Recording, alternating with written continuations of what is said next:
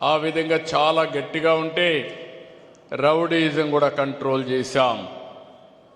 ఈరోజు మీరు చూస్తే అతి పెద్ద సమస్య ఎన్నికల్లో కూడా నేను చెప్పాను, కడవన్ని సమస్యలు నేను పరిష్కారం చేస్తాను, కానీ గంజాయికి బానిసైపోయి డ్రగ్కు బానిసైపోతే చాలా ప్రమాదం వస్తుంది.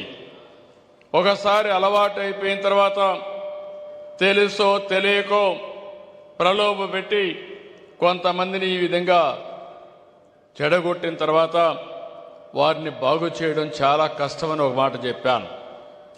తల్లిదండ్రులు కూడా చెప్పాను.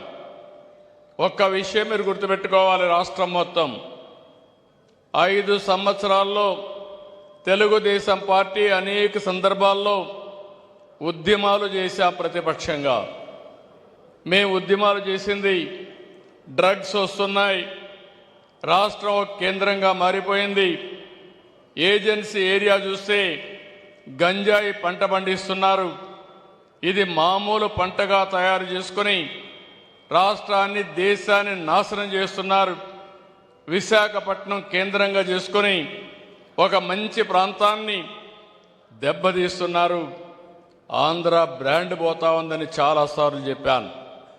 నేను ఆ విధంగా పోరాడితే కడాన ఒక్క సమీక్ష పెట్టలేదు ఆనాటి ముఖ్యమంత్రి, కనీసం ఒక్కసారి ఖండించలేదు. 5 ఏళ్ళయింది. యాంటీ డ్రగ్ మూమెంటం మీరందరూ చూస్తే ఇంటర్నేషనల్ డే ఇదే మరికి జరిపేవారు. ఒక్క రోజైనా కార్యక్రమం చేపట్టాడని నేను అడుగుతున్నా.